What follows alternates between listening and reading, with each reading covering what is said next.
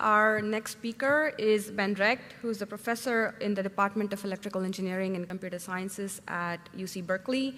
His research has focused on applying mathematical optimization and statistics to problems in data analysis and machine learning. And these days, he's been studying histories, methods, and theories of scientific validity and experiment design. Welcome, Ben. Right. Oh, and I'm mic'd, so I can just stand here. Okay, great. All right, so today I want to talk about what it means to have optimal healthcare, and I'm going to try to describe that through a story about how we came up with dietary recommendations for everybody to follow. There's a way to think about healthcare policy as optimizing outcomes, right? That we can somehow conceive in our mind an outcome that we would like to maximize, and that perhaps we will find a policy that actually achieves this maximum. Now, in my past life, I was an optimization researcher. I think optimization researchers still let me hang out. But I've become, over time, concerned with this kind of framework or this kind of thinking.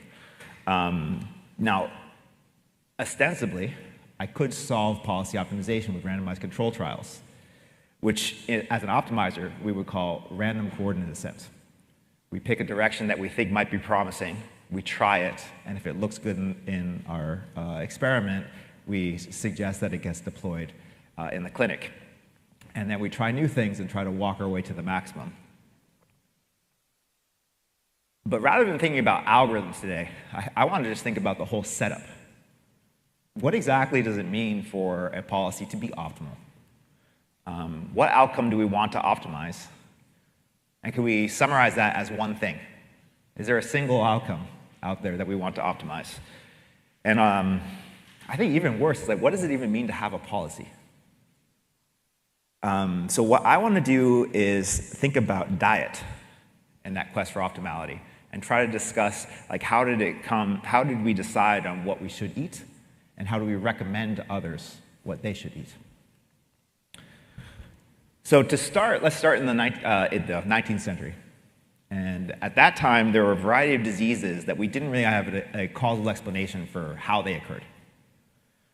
So this would be like scurvy, beriberi, or rickets, were three different diseases. They would plague places that tended to have higher rates of poverty, and they were fairly debilitating.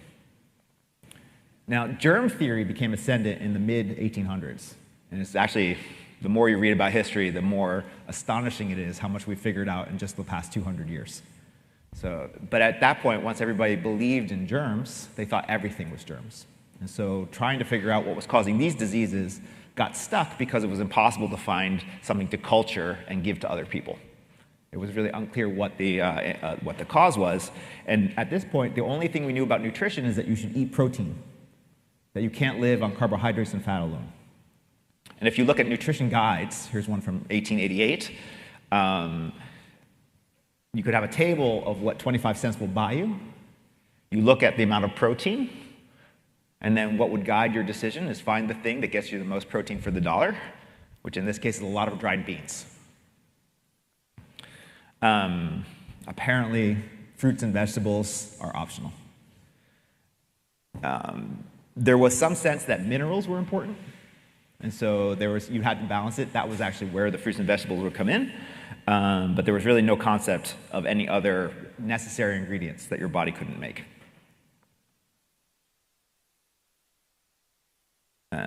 But over the next few decades, people discovered that there were these components that our bodies couldn't create, and that if we had enough of these components, not even that much, just enough of these components, that would actually cure disease. And so diseases like night blindness, beriberi, scurvy, rickets, pellagra, all were cured simply by improving diet. By adding a little bit of vitamin A, B, C, D, you would actually completely eliminate these diseases that seemed to be endemic and impossible to cure. This was an incredible revolution in healthcare. Now the question becomes, how do you actually can tell everybody that this is what they should eat? Right, now that you've identified it, how do you actually tell people that this is what goes into your diet? I have another talk, which if you actually want to know more about how we discovered vitamins in the first place, I gave a talk at Columbia last fall that you can find the YouTube for. I just want to put a little plug out for it. The discovery of vitamins is a wild process, and if you think that we figure out how diseases work by randomized control trials, it's kind of worth just taking a look at actually what happens on the ground. The amazing thing about the discovery of vitamins is it happened before we knew what statistics was, more or less, and it definitely happened before we had computers. And that process of discovery and iteration in 40 years of being very confused, I find quite fascinating. But again, this is not for today. What we're going to do today is just assume that we have these vitamins in front of us and then figure out how do we recommend what people should eat. So the United States Department of Agriculture started recommending or coming up with like recommendations for diets in 1917. It was during the war. There was scarcity. There was rationing. There was the idea that we should try to figure out how to make the most of what we have.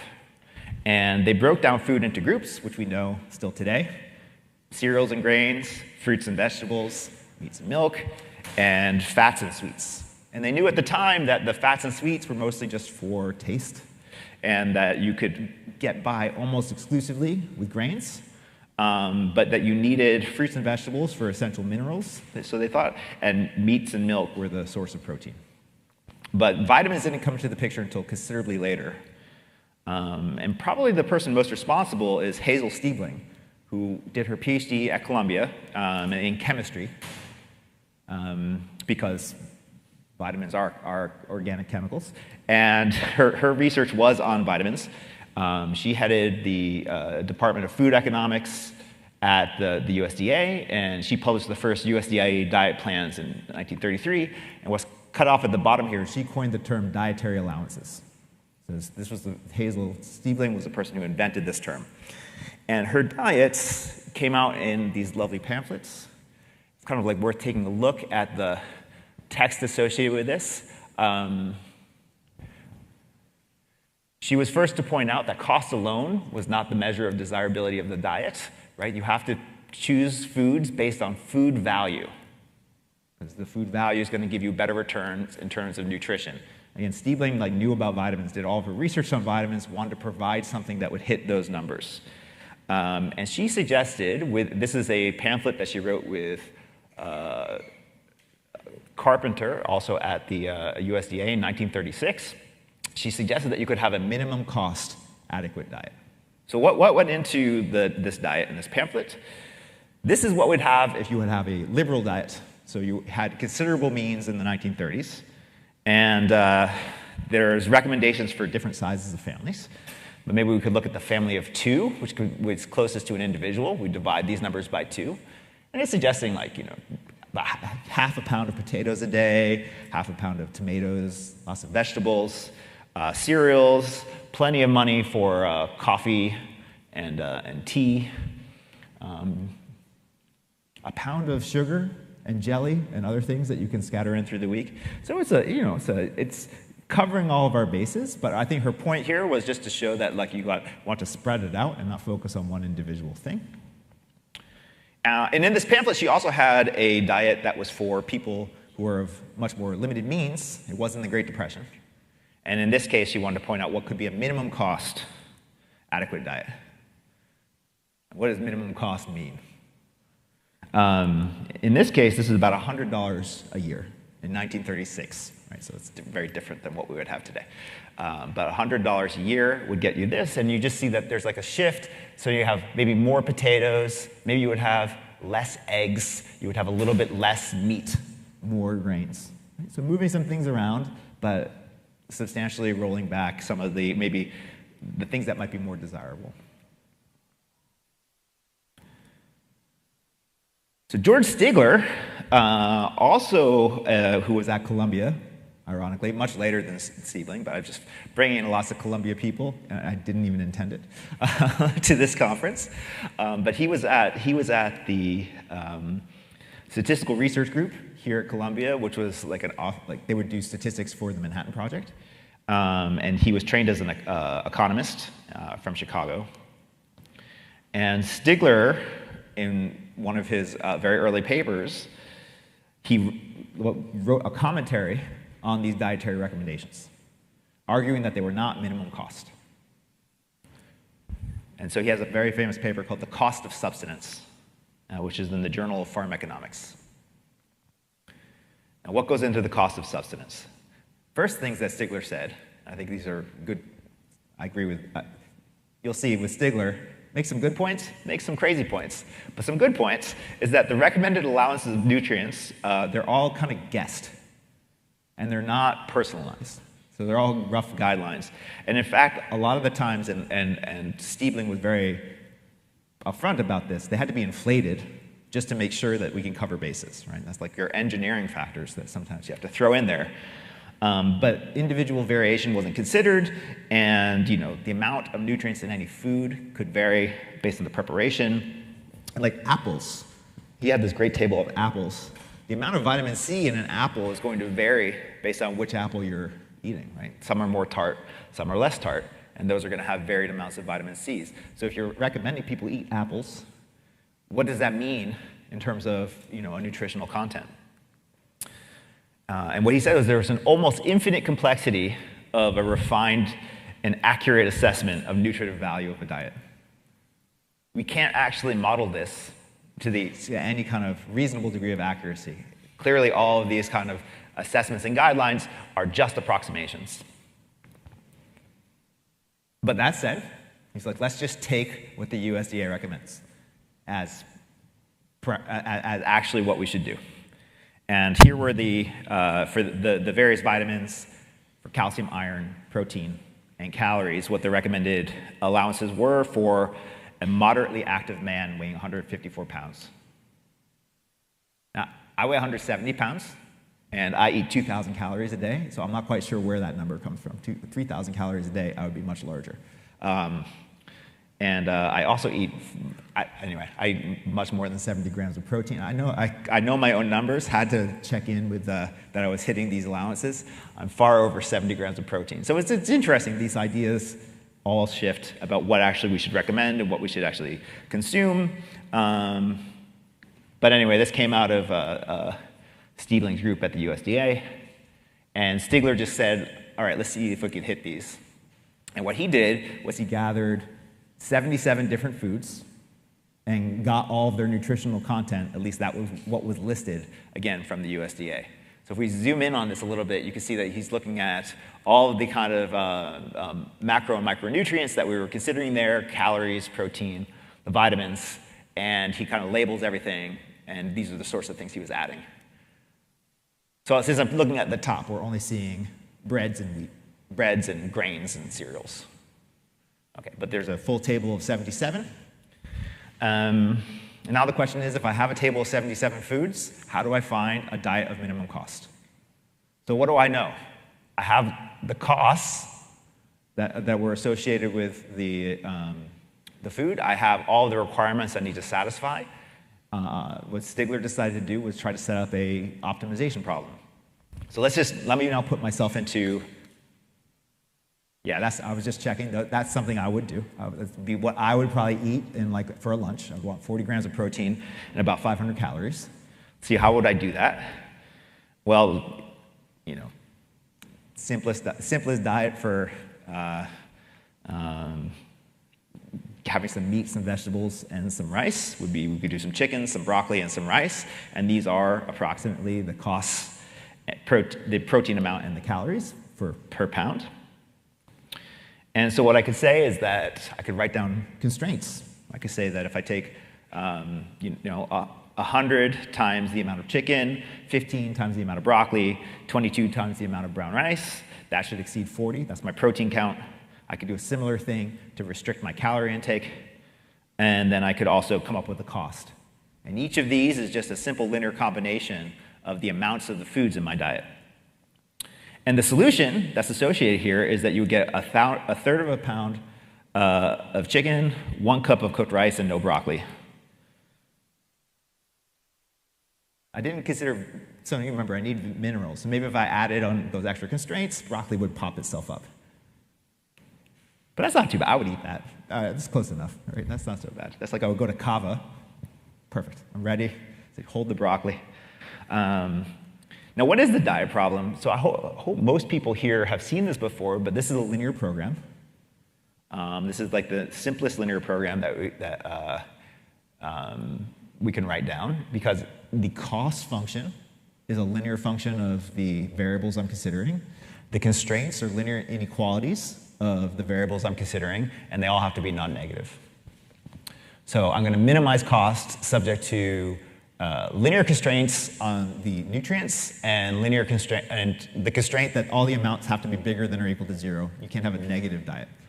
And this was actually the first linear program ever conceived. He did it before, he did it about a year before people actually invented George Dantzig invented the linear program. And since he did it before Dantzig, he solved it by hand. He had his table of 77 things. He has a whole discussion in the paper of the kinds of manipulations he did to take that 77 and hone it down to a recommended diet. And this is the optimal diet as computed by Stigler. He thought he might be able to do a little bit better if he had somebody who had a principled way to solve his linear inequalities. That wouldn't come for another year. But what do we get out? We get a total cost of $40. And that's 2.5 times less than the cost that Carpenter and Stigler came up with. So clearly they had not found a minimum cost diet, but Stigler had. Stigler found a minimum cost diet with the set of foods before him. There are two things to look at here. I'm going to come back to that one in a second, but there are two things to look at here. First of all, a year later, George Dantzig invented linear programming. And he was looking for something to try, something to solve. And one of his friends at the USDA said, very grumpily, this economist actually seems to have proposed your problem for diet. And Dantzig didn't really appreciate at the time why the person at the USDA was so annoyed. Anyway, we'll get to that in a minute. But Dantzig just liked it because it was a math problem that he could solve. So he went to the Mathematical Tables Project, which was still running. This is a WPA project that was that ran into the 50s, where people by hand computed mathematical formula. Like this is the values of the ascending exponential function. So it just computed the values of e to the x by hand and then put them in tables. And this is useful. Again, this is like pre-computers. These people were effectively computers. And so they solved, using Dantzig's simplex algorithm and 120 person hours, they solved the linear program. And the actual cost was $39.69. So Stigler was off. I'm losing some stuff at the bottom here. Stigler was off by a quarter. All right, Stigler said $39.93, and the actual minimum cost was $39.69. So Stigler was close. He was off by a quarter. That wasn't so bad. And what this says is that you could get an expert to spend a lot of time to make a plan, but that expert can be automated, right? I think this is probably the first example of AI in healthcare, in 1947. We can automate the decision of the expert guidance here because we could pose it as an optimization problem and feed it to a computer. We had a giant table, at least for the time. 77 by 9 is a large matrix in 1946 that we feed into a computer, and out comes an optimal diet. And I think the other thing that's fascinating is I remember the first example I learned about a linear program, the first one I ever learned, was the diet problem. It was never pitched this way. It was always just pitched as a simple thing that you could teach undergraduates, how to do a minimum cost diet. But we never really thought about what was in the diet, or where the bizarre political battle that was being fought over what was actually going into the diet. Let me come back to that, because Stigler's diet is crazy. What goes into it? Right? What's going into this diet? We have if you just divide it by, that's a year. Let's look at what we have to eat a day. It's a pound of flour, 2 ounces of evaporated milk, 5 ounces of cabbage, an ounce of spinach, and 5 cans of navy beans. I would personally die. I don't know. I wouldn't be able to be hanging out right now if I was eating 5 cans of navy beans. It'd be rough. It would be rough. It's grotesque, right? And this is what happens. Is so remember, Stigler said the model is wrong. The actual ability to characterize what minimum cost means. We don't believe it at all. But we could run it, and this is what it would be. So we would take a wrong model, we would give it to a computer, the computer would spit out a minimum cost diet, and then we're supposed to just take that as what we do, perhaps. But it's clearly not actually giving us useful guidance. Now, there's commentaries. Well, okay, here. I mentioned this to my wife, who is a baker. She's an amateur baker. She loves to bake. And she had this cookbook, and she was like, I actually made this. And here's the recipe for lobiani. It's flour, some and navy beans, and a few other things. Not so bad. And so you could just make a lot of lobiani and be like, she made this recipe, and she actually has a sticky note in the books that says, "Have recipe next time." Apparently, even for my wife, who's a vegan, this is too much. And also, according to Stigler, you can't really do this, right? Because maybe I could replace the bacon and lard drippings with milk, but otherwise, that's not part of my diet. And he didn't make any room for oil or butter, so can't do that. And I can't do baking powder. Maybe doesn't work. Have to find some other way to leaven it. And salt and pepper, also not allowed. Let's see, okay. And so, I'm in trouble. I can't even make bean pie using Stigler's recommendations. I've just got to eat beans out of a can, and I'm not sure what I do with the flour. Just eat it dry, It's very bizarre. It's very bizarre. Stigler knew this, and he has this long commentary that, I have plenty of time. Let me just read it, because it's so snarky. And this is one of the problems with economists. All their papers, you just read it. You could read it either literally, or you could read it like they're being very sarcastic, and you can't tell which way you're supposed to read it. This is how I feel with every econ paper I try to look at. So there are two fundamental objections to so merging the physiological and cultural components of a diet. Now here he's talking about the fact that Stiebling, when she would put out these diets, was trying to appeal to people, like trying to meet them a little bit where they were in terms of what actually a nutritious diet would be. Now, Stigler goes on to say, the first is that the particular judgments of the dietitians as to minimum palatability, variety, and prestige are at present highly personal and non-scientific, and should not be presented in the guise of being parts of a scientifically determined budget. Now, to be fair, he already even said earlier, he's contradicting himself, that the whole model for minimum cost is not particularly scientific either. So I don't like this point that he's trying to make here. And moreover, another thing, you could talk about palatability, which his diet does not have, but also he didn't even talk about digestibility. My worry is less about it tasting good and more about it giving me stomach aches all the time. The second reason is that these cultural judgments, while they appear modest enough to government employees and even to college professors, can never be valid in such general form. I agree with him here. I do agree with him here. So this is because I love to talk. I love to say mean things about government employees and college professors. No, I don't know why he needs that dig. And actually, there's a footnote in this paper that's the most amazing footnote I've ever seen in my life, which is that tax-supported bureaucrats and professors may have another reason for some of their practices. No punches pulled here, right? All right. So now, no one can say with any certainty what the cultural requirements of a particular person may be. And on its face, it will always be impossible to determine a unique cultural minimum diet for 140 million Americans of transcendental variety of background, social position, and cultural values. And again, I kind of agree. This has to go into our thinking. So it's almost like Stigler is arguing in this, that he's arguing also against the idea that there is a minimum cost diet. I think this is one of the really weird, I can't ask him. This is one of the harder parts of going back and reading historical papers. But I know what he did afterwards, and I think I can read his mind a little bit. We'll get to that in a minute. But I think there's something really powerful here. There can't be a one-size-fits-all recommendation. People have to be met where they are. And so when formulating something as complex as diet, where we have a dozen different kinds of nutrients we have to address, we have to think about how those recommendations come forward. I disagree with this last sentence.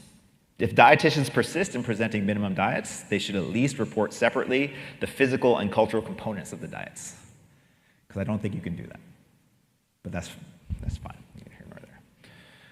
So I think some of these points, I really do think were not subtext in the paper, that blind optimization gives you grotesque answers. And I think we all should know this. But sometimes we even just lose sight of it because we feel like we should just optimize. But optimization alone is going to push you to optimize whatever you said was important with disregarding everything else.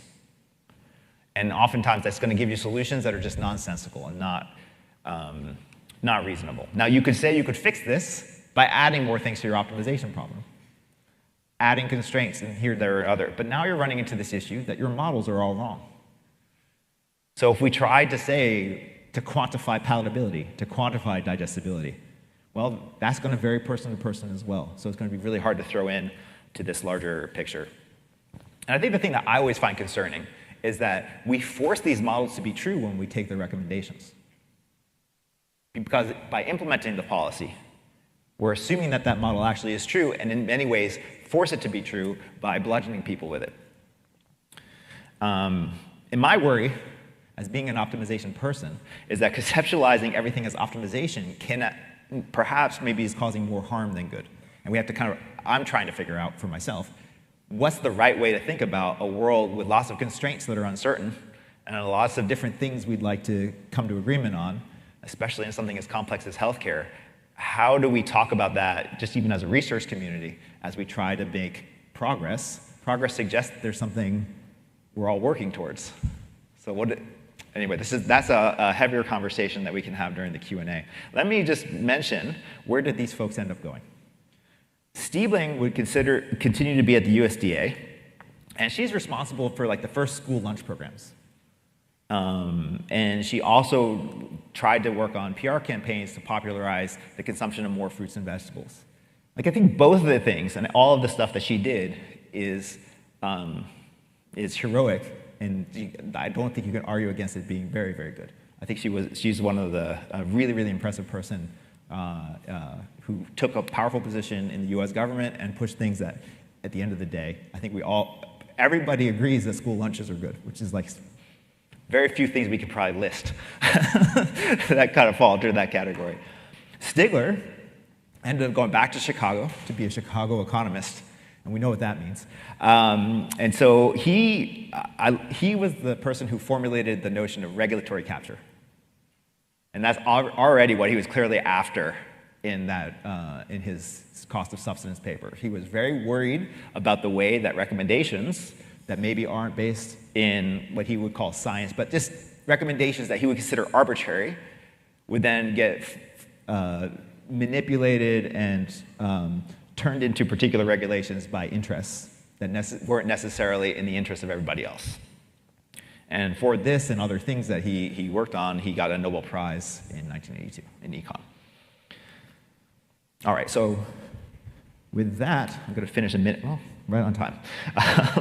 So I'll just come back to the questions that I think Stigler raised, and I think that these are at least the points where I agree with him, and I think is the kind of thing that I would love to think through in this AI for healthcare space. AI has this idea that we can, our whole idea there is automating certain decision making because we can agree upon a model and then execute it. But we have to be very careful with what we automate, because when we automate a end and it's not the end we care about, it's not really clear that we're going to get a policy that's benefiting us. And with that, I would be happy to take questions in the break. I appreciate your attention. I think this is just, I've only been giving these questions these talks over the last year that just ask questions and maybe don't answer them. But I feel like this is a community that I've been really excited to be around for the last few days, and I'm hoping that these are also the kinds of questions that we can all together maybe try to answer just a little bit. Thank you.